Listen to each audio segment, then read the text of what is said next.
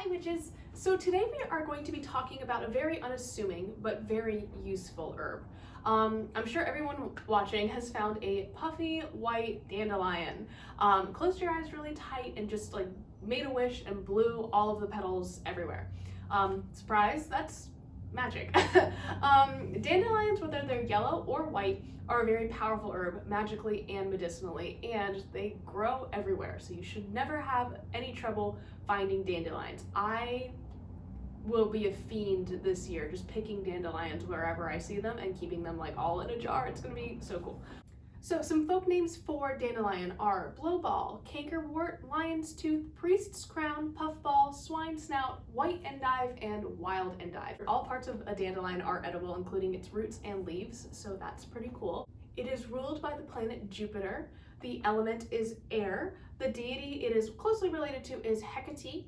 The powers it kind of has are divination, wishes, and calling spirits. Allegedly, if you blow on a fluffy dandelion, the number of seeds remaining to the flower is how long you will live. So some age divination, I suppose. The root can be dried, roasted, and ground to make a tea that promotes psychic powers. So you can drink dandelion tea. You can also get this at the grocery store. So just be careful, it is a diuretic. So just be sure that you're being careful not drinking a ton of it.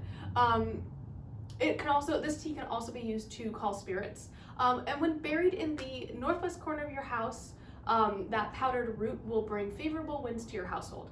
So again, I really just love the idea of using dried dandelion flowers as well as leaves, and like making bundles and drying those in order to make perhaps an incense or a smoke blend that promotes calling spirits or using kind of the more psychic side of my intuition. So yeah, I hope that you got your luck.